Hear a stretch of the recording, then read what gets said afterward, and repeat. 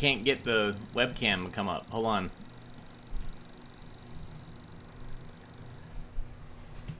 All right.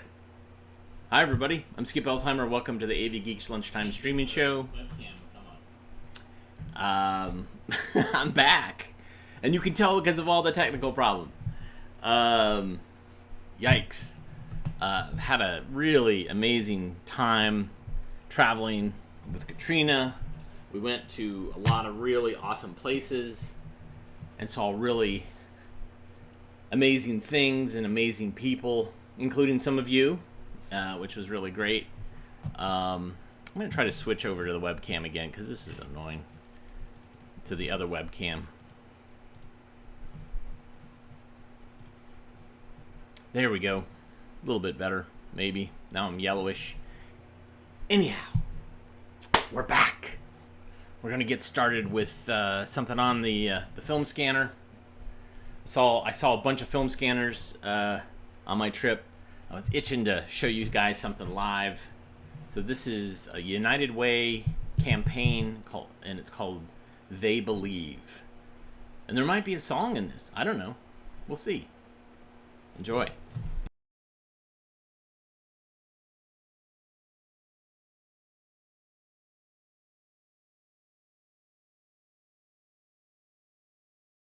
The scanner is not threaded right.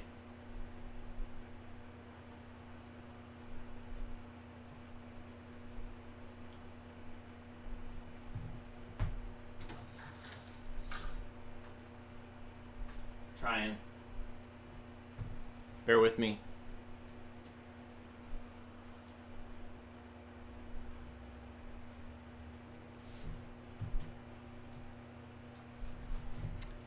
All right, we're going to watch Birds of Prey instead until I can figure this out. All right, enjoy. During the day, barn owls are throughout most of the United States.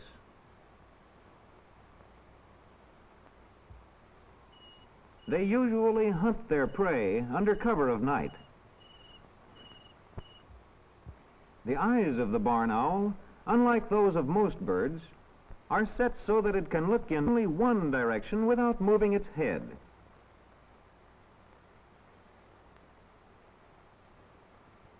The barn owl has keen eyes.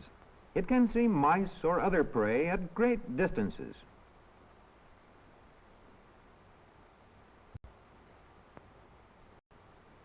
Its highly sensitive ears can hear the movements of a field mouse far away. The wing feathers of an owl have a soft fringe. Such wings make no noise in flight. Thus, the prey has no warning. A baby barn owl just hatched, naked and quite helpless. Later, a white down appears. The mother barn owl starts sitting as soon as she lays the first egg. The largest in this brood is 12 days older than the smallest. Baby barn owls are always hungry.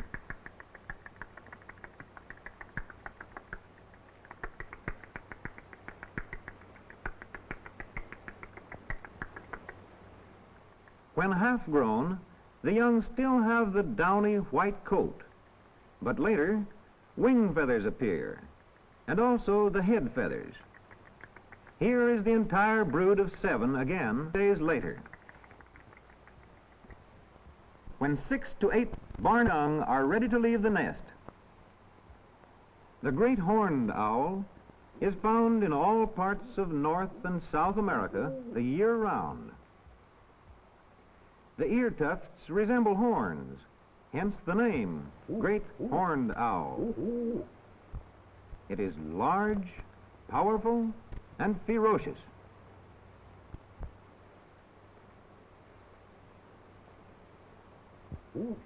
It is often called the tiger of the air. This great horned owl in Arizona has hatched its 2 young in an old abandoned hawk nest. Here in the Southwest, the parents often catch rabbits to feed their young.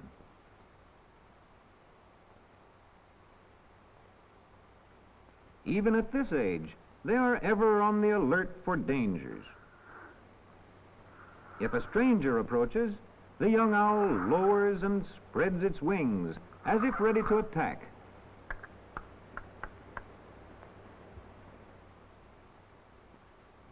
The screech owl is found in all parts of the United States.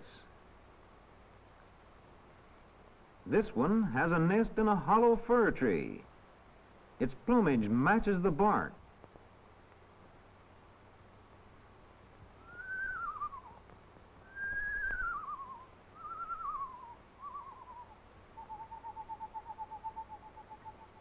The baby screech owl has a coat of down. When half grown, it is well feathered. A less common owl, the snowy owl, nests near the Arctic Circle. Only during severe winters do these owls go southward as far as the United States, and then usually only as far as the northern states. The snowy owl is white, except for dark markings. The turkey vulture scavenger, feeding mainly on decaying flesh. It is often seen circling high in the sky above a carcass. The young turkey vulture has a white coat of down, which is later replaced by black feathers. During summer, turkey vultures are found throughout most of the United States, but they move southward in winter.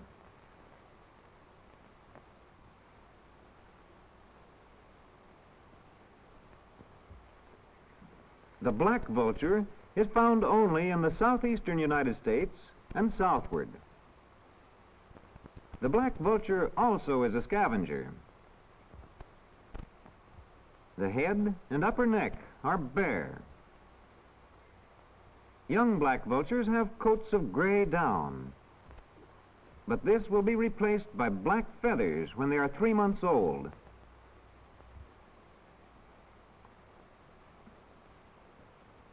The sparrowhawk is one of the smallest hawks.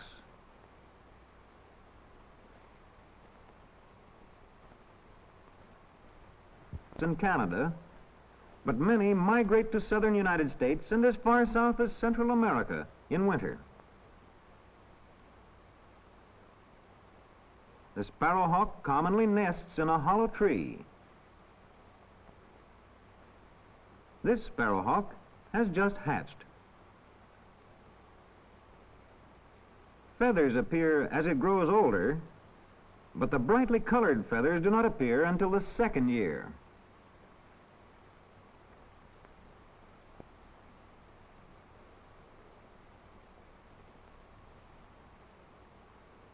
The marsh hawk usually nests among the reeds and marshes throughout the northern and western parts of the United States and north to the Arctic Circle.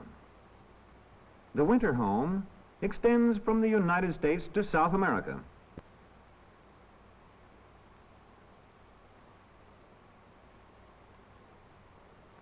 During the nesting season, the parents are busy providing food.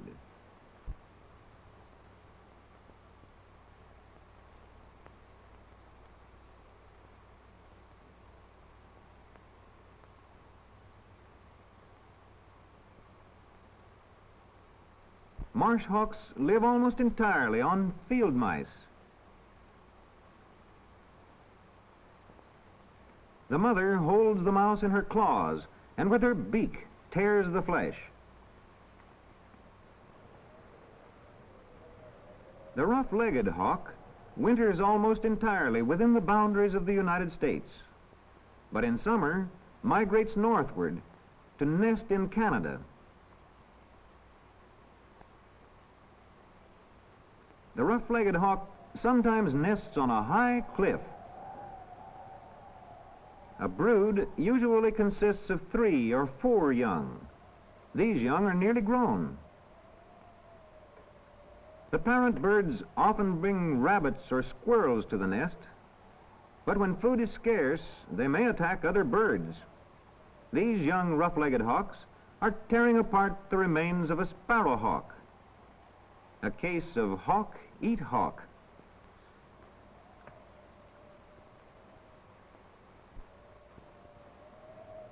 The red-tailed hawk is found in all parts of the United States. In mountainous country, the red-tailed hawk often nests on a high ledge.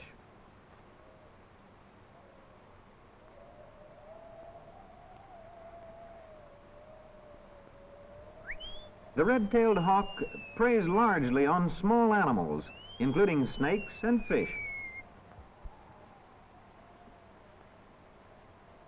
2 months after hatching, these young red-tails are nearly full grown, and they are learning to fly.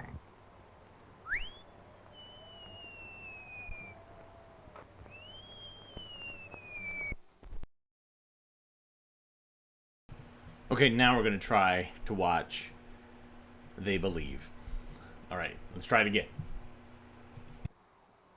During the day, barn owls are throughout most of the United States.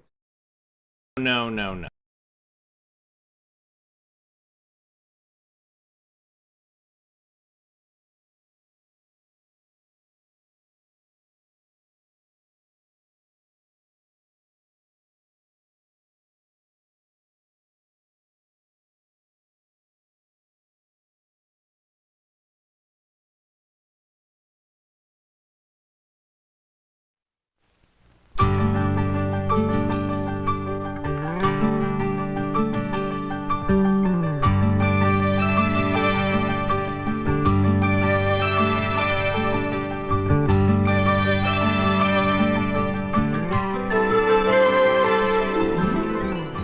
The Festival of Arts in Laguna Canyon have always been associated with the better life in Orange County. I've been involved with that festival for a long time, but let me tell you, it's not all good life around our county. I'm Thurl Ravenscroft, and today we're going to share some stories about what else goes on. We want you to meet some people whose lives have been touched by the United Way. There's Gloria McDonald, Juan Cid, Elaine Panos, John Ramirez, Harry Bubb, and Jim Ellis, just to name a few. They believe. I believe in the United Way system the way it's being run today. I think it works well. The allocations process is a very important process in the overall United Way effort. They primarily fit in as a function to check and make sure that the funds are allocated properly to all the member agencies of United Way. We need to find out whether or not those human services which are being delivered by the agency are in fact being delivered. The portion under the special need for Clinica. Jim Ellis, full-time executive and part-time volunteer. Is that an increase over last year? He heads one of 12 committees that decide where the money goes for Orange County's United Way. Their meeting is in progress. The director for Clinica, the secretary. We have the responsibility to give some guidance to agencies, even hold back funds where we feel that there might be a question as to the job that they might be doing in the community. You'll be serving less people than 1981. It's not a question of just giving a normal increase each year to a particular agency, but it's more a review process of the entire program of the respective agency. It's very, very hard to pinpoint and say, boy, this year I know we're going to do exactly these number of units of service in transportation or an escort or in nutrition. Volunteers are doing most of the work. They're not receiving any compensation. So for the maximum dollars that someone is contributing to this organization, we can put the maximum money back into the agencies. Gloria McDonough, Executive Director for Abrazar, one of the more than 85 agencies your money helps to support. I would say 95 to 98% of the population that we serve is Spanish-speaking only. So it's really a melting pot of a lot of different Latin groups from all over the world.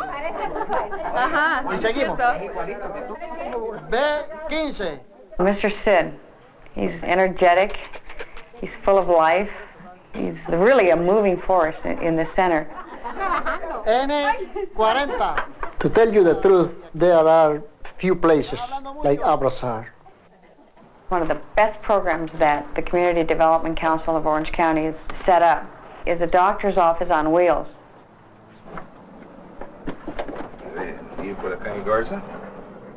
It's set up to do blood pressure testing, flu vaccines, you name it.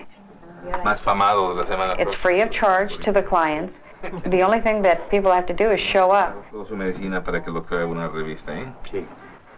Abrazar is a second home for us because we know so many friends, not only friends, brothers. People that care for one another. Like this, we have one doctor over here once a month, and the doctor is a very nice person. G58. Everybody's poor over here. No, pero está bien, esa es la guardia. 24. They care, and that's important. Muy bien. United Way is an integral part of Abrazar. When my parents moved out here a little over a year ago, of course they had us to kind of guide them along, and they have had to try and find their own way, their own life.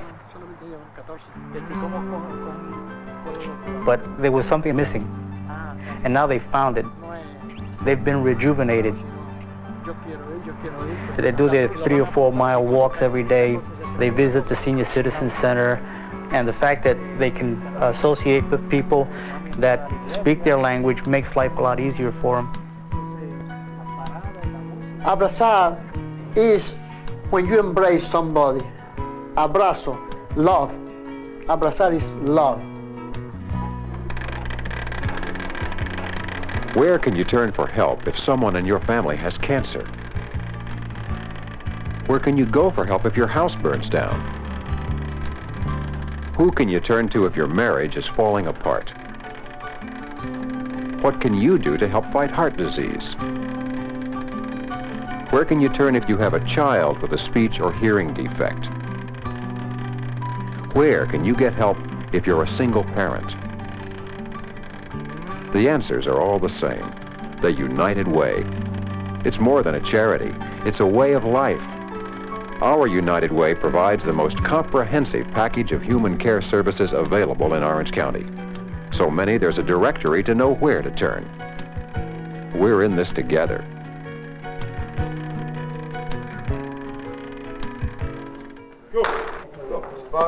The Stanton Athletic Club is one of the smaller United Way agencies. John Ramirez is a member of the Laborers Union, and he serves as the club boxing coach. We started this was to keep the kids off the street. Each coach at the average probably donates about 20 hours a week. Jab to his head? Go like that? Jab to his head? Some of the kids that can't afford the fee, or some that can't, afford to buy shoes, we buy shoes for them with the money that we receive from United Way.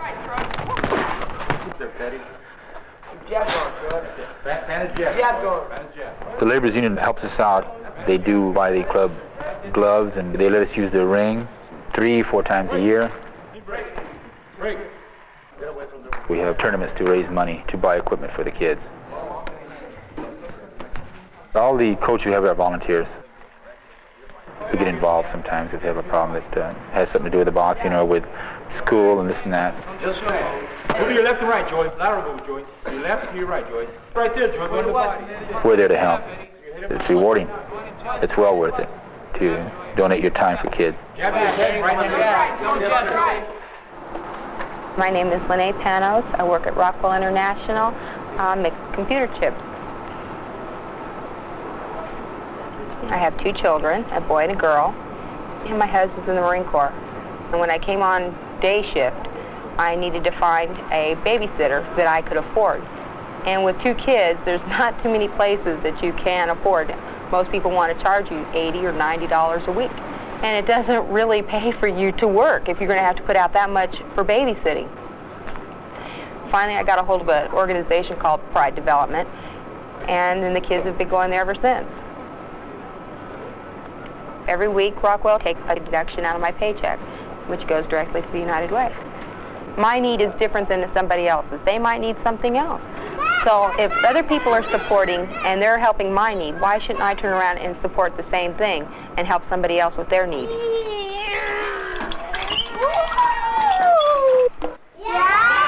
I can take them to school in the morning, drop them off, and then I'm free of worry for the rest of the day. And they went camping. And they were laying down to sleep one night, and Rochelle said, Angelina, tell me a story. We need the daycare centers because low-income families cannot afford babysitters.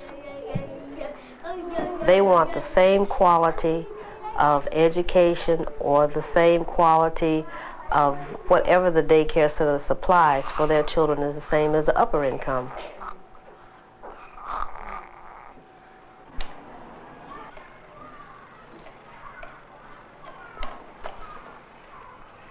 We have young people from the colleges to come in. Some of them are doing their student teaching, and they volunteer their time to help tutor these children in the afternoons.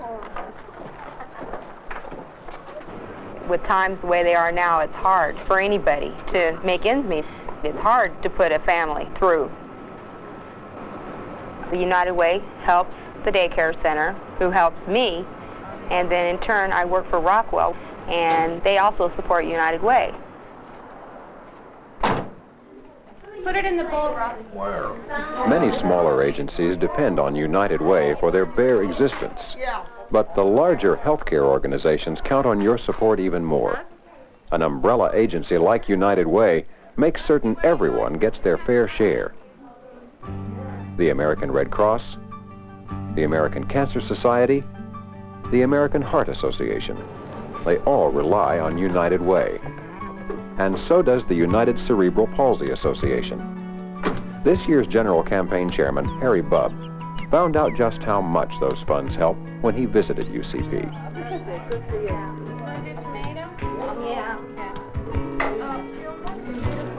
Our needs are certainly far greater than we've demonstrated an ability to meet, although we've been making good progress. In Orange County, we are in no way immune from the problems of our entire state and society, whether that's alcoholism, child abuse, or any one of the others. Keep going, Russ. It's good. Regardless of both the physical and mental disability, they're not giving up. They're making an effort, however simple and however basic, to achieve. Look at there. Hey, that's a cheese. Yeah. Just be careful. You don't want to get that on the table. You've done such a great job. There we go. How's that? Is that all right? I believe United Way is absolutely indispensable. It's critical. Hey, I like that. I like that ending, Rusty. That's great. Yeah. Good. No ways to go. Yeah, boy. Get the rest of your cheese grated. Okay. Got it Thanks, all. Guy. Okay. Goodbye to you then. Bye-bye. I don't know what we might do to more effectively give individuals the same experience that we had here today. You can attempt that through film, television, but I don't believe there ever can or will be a substitute for actually going through that yourself.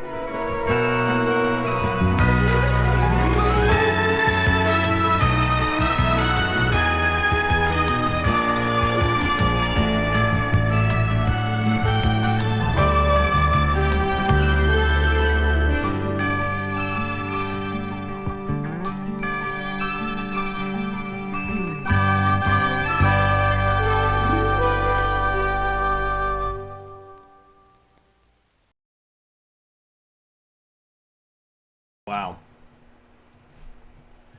Thurl Ravenscroft, amazing. He, of course, did the voice for Tony the Tiger. He sang the song You're a Mean One, Mr. Grinch. He was in, I can't remember the name of the singing group that he was in, but he did a bunch of stuff for Disney. he did a version of Kermit the Frog's "It's Not Easy Being Green," which is really kind of interesting. Wow. But Orange County, yikes. During that time, kind of rough, but some great punk rock came out of there, so there you go. Let's watch about the relief of pain with some catchy intro music. Enjoy.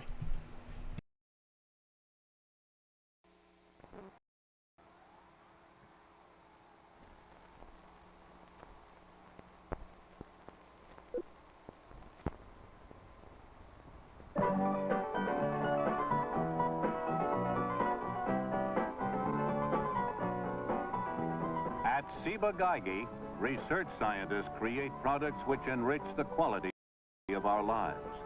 Products to increase our food supply, dyes and pigments which surround us with color, pharmaceuticals to improve our health, products which reaffirm the value of science to mankind. As part of its continuing program in support of science education, Ciba-Geigy is pleased to present this issue of the Science Screen Report.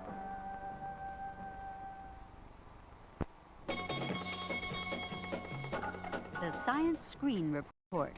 Developments in science, engineering, and medicine that help solve the problems of modern life.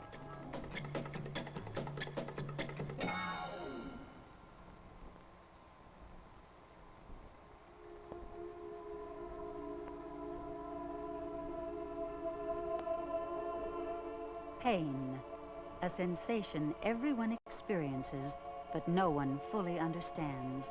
Currently, at least 1 person in 10 suffers from chronic pain, arthritis, migraine, headache, mental pain, lower back pain, and other types. Today, pain is a major area of intense scientific research. This is a report on new advances in this field of study, science versus pain.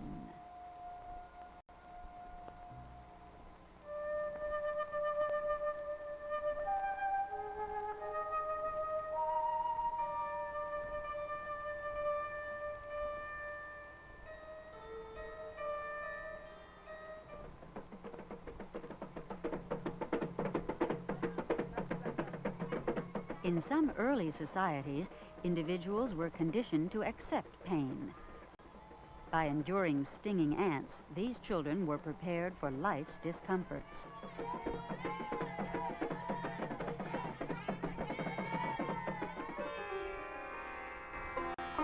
Other cultures developed special disciplines for dealing with pain. Techniques that researchers are still investigating today.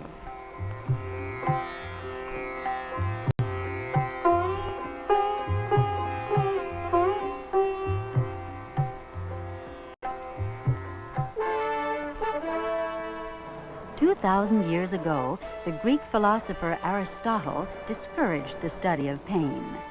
For him, pain was not a sensation, but an intense emotion, the opposite of pleasure. In the Middle Ages, physical pain was often depicted as deserved suffering or punishment. The reason for pain was a moral matter, not a mystery for science to solve. By the 1800s, physicians had begun to use ether and nitrous oxide to relieve pain in dentistry and surgery. Such anesthesia remains a major triumph of medicine.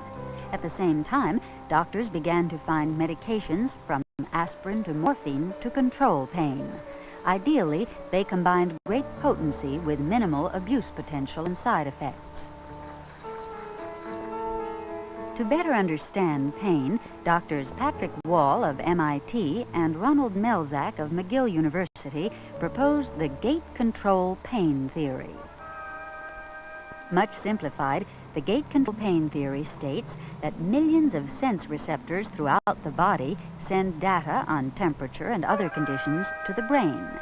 Receptors and brain are linked via an intricate nerve network. The network converges on the spinal cord, where a gate control is thought to exist. This gate usually stays shut, and drugs can close it, blocking pain signals. But when it opens, the signals register in the brain as pain sensations. Pain gate theorist Melzak comments, "We are now beginning to understand how complicated pain mechanisms actually are.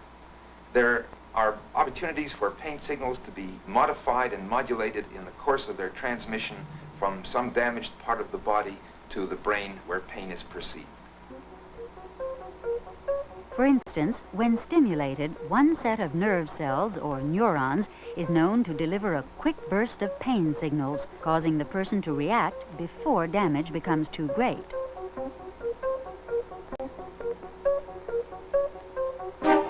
While microseconds later, a second, separate set of neurons delivers additional pain signals, causing a dull ache, which leads the person to care for the injured part, and perhaps to learn to avoid re-injury in the future.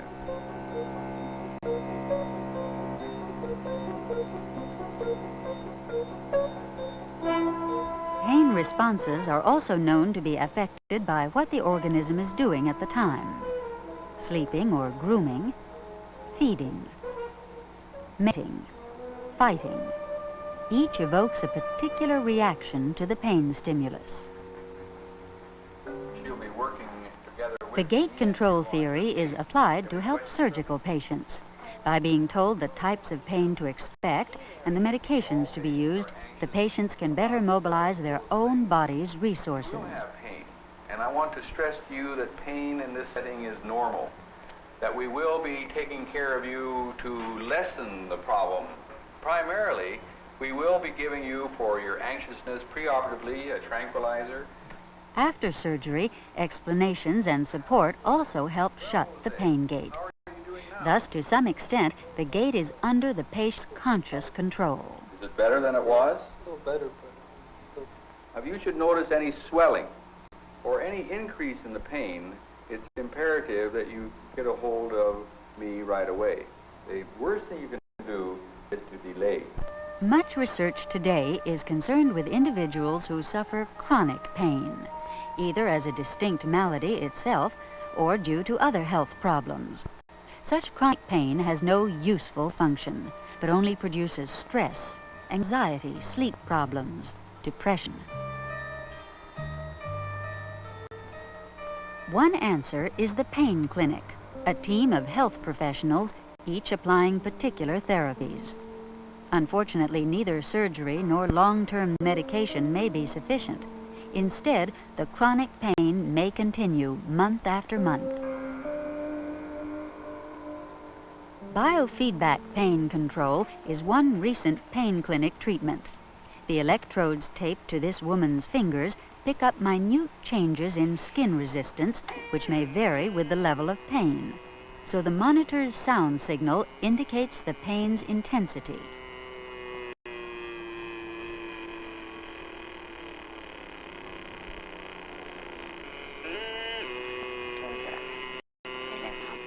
Somehow, the patient then learns to mentally control the signal, to go with it, and so learns to reduce the pain itself. In a sense, biofeedback pain control is a scientific form of the Indian yoga's self-discipline. Besides biofeedback, hypnosis and meditation have shown limited but useful results in pain control.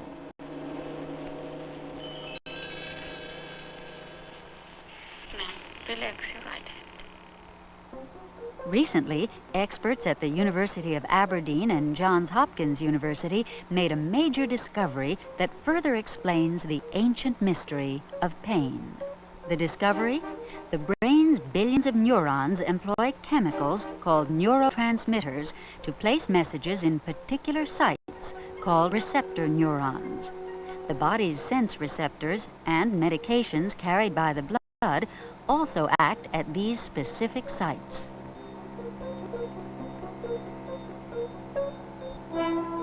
One such brain chemical, called enkephalin, known to relieve pain and produce euphoria, originates near the spinal cord.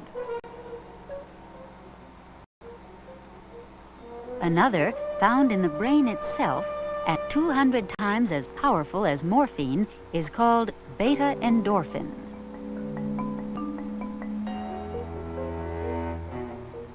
Both are parts of the pituitary hormone called beta-lipotropin. A person's sensitivity to pain is thought to depend on the body's ability to produce these chemicals. The brain chemicals act in receptor neurons at the base of the brain. When pain signals begin to arrive, shown in red, the brain chemicals, shown in green, are released and plug into the receptor neurons, blocking them.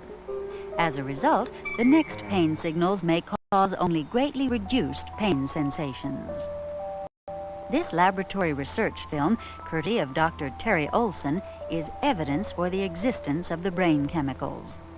The red light at lower right signals a mild electric stimulus given the monkey's tooth, a man-made toothache.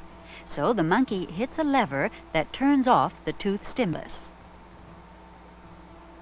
Now, a mild brain stimulus, indicated by the white light, is given via the cables to produce quantities of brain chemicals.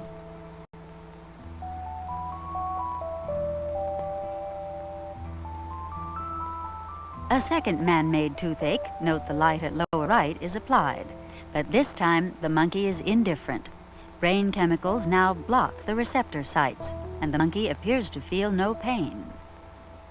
More knowledge about the brain chemicals was gathered by Dr. Bruce Pomerantz, sponsored by the National Research Council of Canada. His studies dealt with the oriental healing art called acupuncture. Dr. Pomerantz found that acupuncture doesn't work on test animals lacking these brain chemical sites or lacking the critical chemicals themselves. He proposes that acupuncture works by stimulating production of the brain chemicals. If so, acupuncture has been given a scientific basis which may lead to its becoming a more effective medical tool. The newly found brain chemicals may also clarify the operation of electronic nerve stimulators, another pain management technique. One theory holds that such devices stimulate the body's own production of anti-pain brain chemicals, acting as a sort of pain control pacemaker. A typical nerve stimulator produces current pulses lasting 50 to 250 microseconds, too brief to be themselves painful. Stimulator and battery pack weigh 1/4 kilogram. Prescribed only by physicians, they must be used with follow-on health care programs. Not all cases respond, but the devices are helping significant numbers of pain sufferers.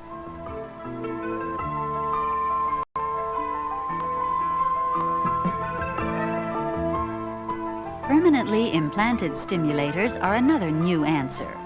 Here, a surgeon positions the electrode and adjusts the stimulus level until the pain decreases. Again, this approach is effective only with some patients.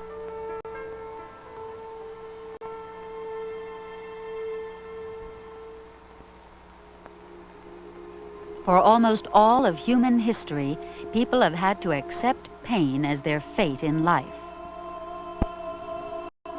Today, such advances as pain gate control theory, pain clinics, biofeedback pain control, the new science of brain chemistry, and pain control nerve stimulators offer new hope. One current project is studying and synthesizing brain chemicals, a step towards new pain control medications. Other work focuses on their possible role in drug addiction, mental illness, and other behavior. Some experts believe that ultimately the study of brain chemicals will reveal that what we call thoughts and feelings are immensely complex electrochemical reactions in the brain. As always in science and medicine, the challenge is not simply to unravel old or new mysteries, but to apply what has been learned with skill, vigor, and compassion. Science Screen Report has been presented by Geigy's Cranston, Rhode Island plant, producers of more than 100 chemical products, including optical brighteners for detergents and pharmaceutical active ingredients.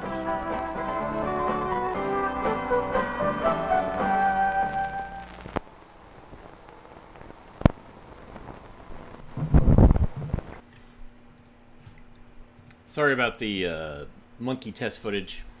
That snuck in. All right. What am I going to say? Oh, one. Thanks for watching. And thanks for watching, like, during all that time that I wasn't live. It was really great to read your comments. Sometimes I had access to the internet. Sometimes I didn't, kind of depending on where I was and what I was doing at the time. But it was great to see that things kind of kept rolling and that you guys made some donations via ko-fi.com/avgeeks or patreon.com/avgeeks or just with the super thanks button. That's been really great. And I should say that we got more than 100,000 subscribers while I was away. And now YouTube is going to send me an award. It's kind of weird. I don't know. When I get it, I'll show it to you. I don't know. It might just be a paperweight. And also, I've been seeing a lot of votes coming in for the toe tapping tournament. The final, we're having finals. Previous toe tapping tournaments in previous years, we haven't gone all the way to the finals. We've gone to 4 and then we'd stop because those are the 4 that we use to beat Found Footage Festival. But we decided to just go ahead and do it. And so there's 2 songs. There is the Zip Code song and there is the Run for Your Life song. And if you go to our YouTube channel, you'll see in the videos, you'll see both songs. And please vote on them. Anybody who votes is going to get an invitation to the AV Geeks After Dark show, which is something I promised. And so I'm going to ask you guys a question in the comments, and I'll keep asking. What day would you want us to do that? And it would be at night, because it's after dark. Duh. So what day, what time? It can be the weekends, it can be weekday, whatever. Put in the comments what you prefer. And I will probably email everybody with the same questions. And yeah, we'll be showing the stuff that we don't think it's appropriate to show on YouTube. And it'll be you get a link and you get to watch and comment. It'll be great. Let's see. One more film on the scanner. Boy, anyways. Yeah. This is Toddlers, Hours of Hazard. Enjoy.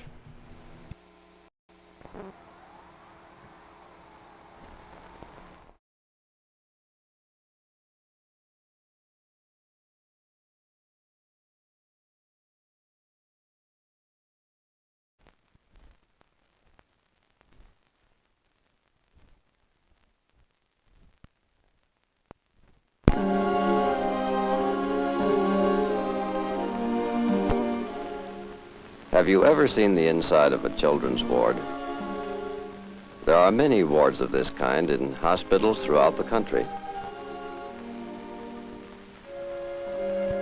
These youngsters are victims of home accidents, burns, a fall, poison, lacerations, eye injury.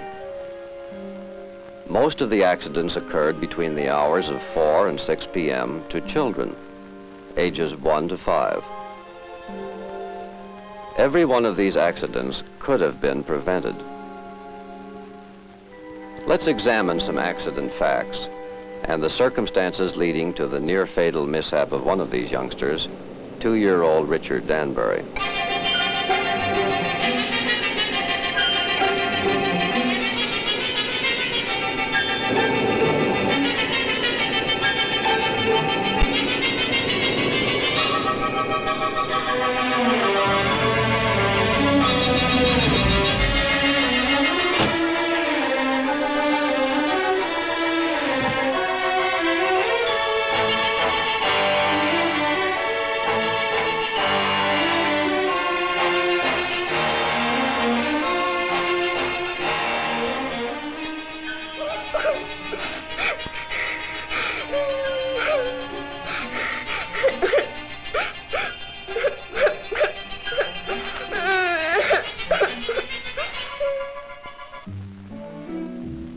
At the Children's Hospital in Boston, a research group recently completed a year study of its serious accident cases.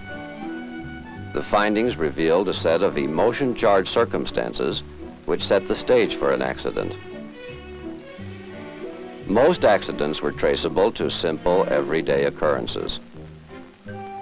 Heading this study was Dr. Robert J. Haggerty, now Chief of Pediatrics at the Strong Memorial Hospital, University of Rochester. You know, parents can do a great deal to prevent accidents. We as doctors can immunize your child against a lot of diseases like polio, tetanus, diphtheria, things that used to be such a problem to children. But only you as parents can immunize your children against accidents, which are the greatest cause of death and trouble with children today. Now let's look back at Richard and see what some of the causes of his accident were and how they could have been prevented. The day got off to a bad start. The family alarm clock was a half hour slow. It put Bill behind in his schedule.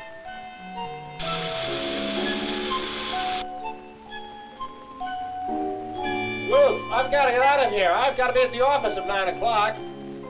But you have to have some breakfast. I don't have time. Oh, all right. Pour me a cup of coffee. That's all I have time for. Bill, you'll have to forget the coffee. There isn't any. Make it juice. That'll be okay. There's just enough juice for the kids. How about some milk? I'll get something to eat when I get downtown.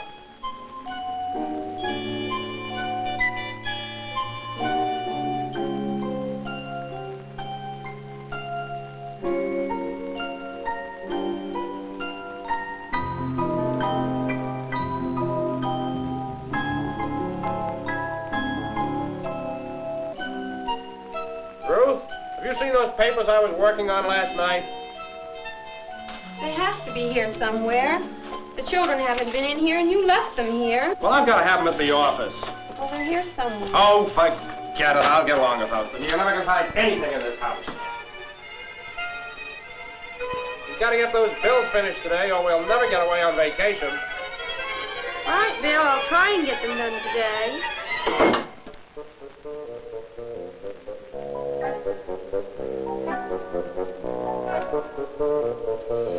Kenny, hurry up! The school bus is coming!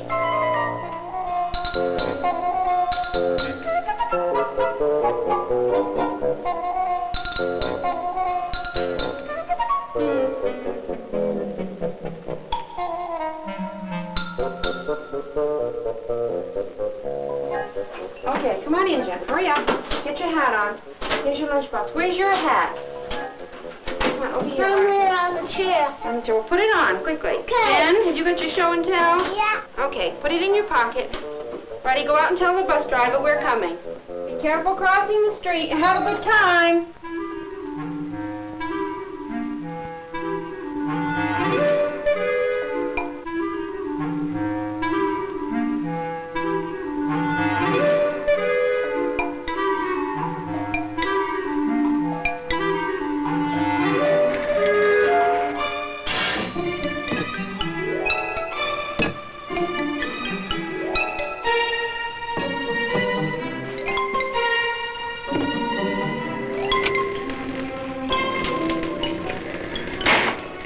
Richard, what did you do that for? Ruth had no time to sympathize with Richard. There were clothes to be checked and packed for their vacation trip, bills to be paid, and the house to be tidied before her mother-in-law, a spotless housekeeper, arrived for a visit.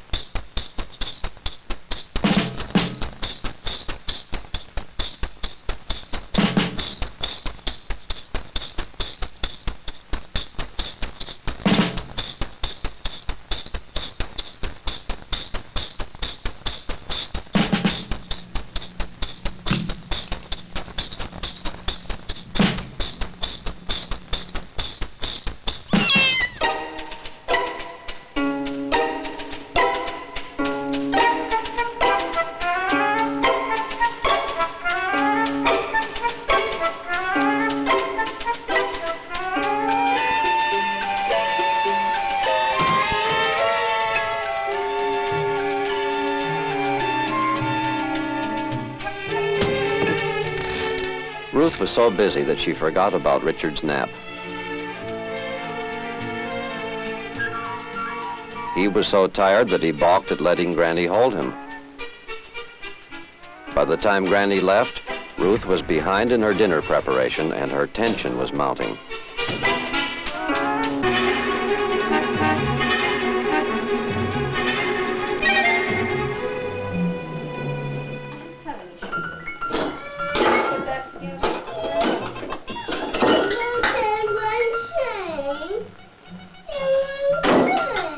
Is that you, Bill? Yeah.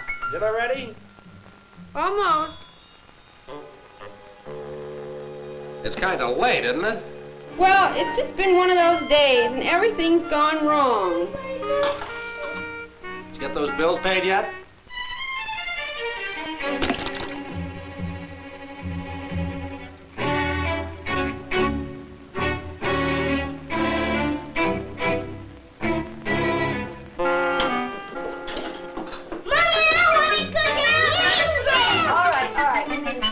Shut the door and I'll get you one.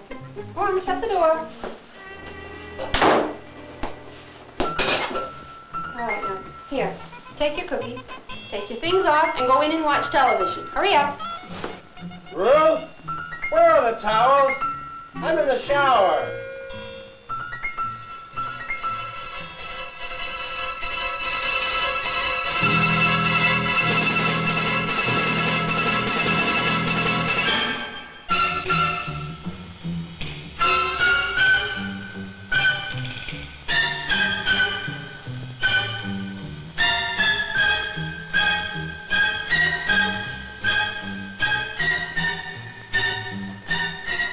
Richard! Richard, what have you done? Bill, call the doctor! Richard Danbury was the unfortunate victim of Dr. Haggerty Answers This and Other Questions on how to make the home a safe place for children. In the study that we conducted at the Children's Hospital in Boston, we found that most accidents could be prevented if parents would observe the 8 danger signals. Now let's take a look at these. This is danger situation number 1, the hungry child. The most dangerous time is the hour just before supper. At that time, small children are tired and hungry and they will eat anything, even if it's a poison. What to do? Well, try and forget the clock. Feed the child, even if it makes dinner for the older people wait a bit. The second cause, fatigue, is almost as dangerous as hunger. In 3/4 of all accident cases of young children, the children involved are either hungry, tired, or both. Forget exact nap times. When a child is obviously tired, or when you're ill, pregnant, or it's just one of those days, you can't be as watchful as usual. You just don't have the energy. On those days, try doing just the things that are absolutely necessary.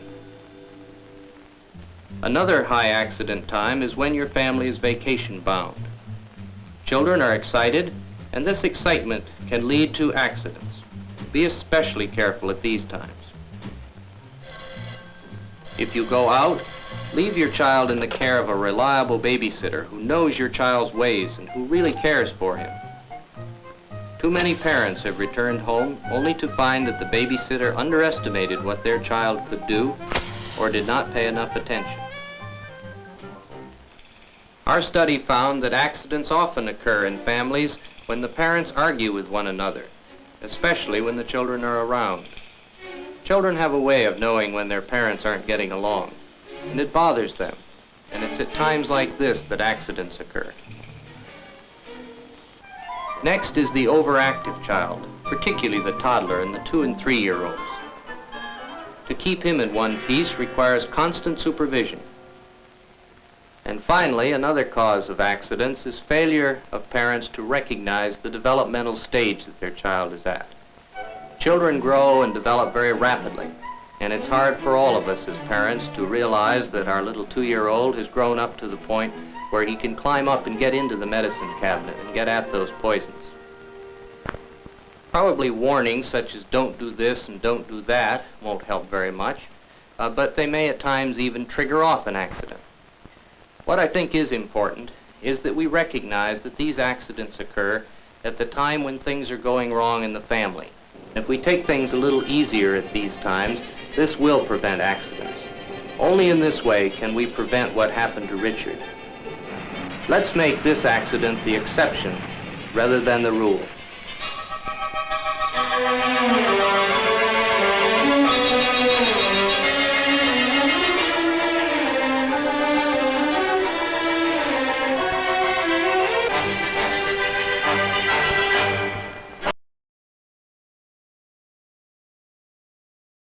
For Tide Pods that look like candy, kids were just eating anything, as we know. No, that was a great film. I hadn't actually seen that, surprisingly. Even though that was one of the first, I would say that's in that first batch of 500 films that we got. And just kind of got lost in the mix. Anyways, thank you so much for tuning in today. We'll be back again live tomorrow at 1 o'clock Eastern Standard Time. And one of the things I noticed is on my trip is that we got to meet a lot of really nice people. And it was really, for me, it was life-affirming. There was a lot of really great, to be able to show stuff live with people is really important to me. And so I'm going to increase my efforts in the Triangle, but also, you know, try to figure out ways to come to your town if you live in a major metropolitan area, or at least an area that is interesting, or that might host us. But no, it was really phenomenal.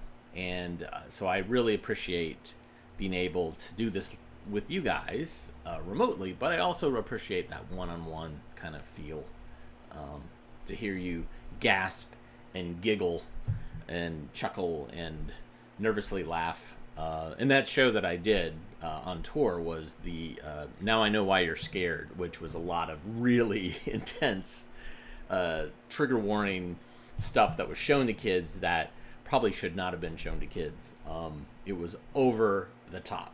And in the last screening we did in Los Angeles, there was a 10-year-old in the audience. So I kind of followed up with him afterwards and talked to him and his dad, and he was kind of nonplussed by it. So, but he watches horror movies, so there you go. Anyhow, thank you so much for tuning in.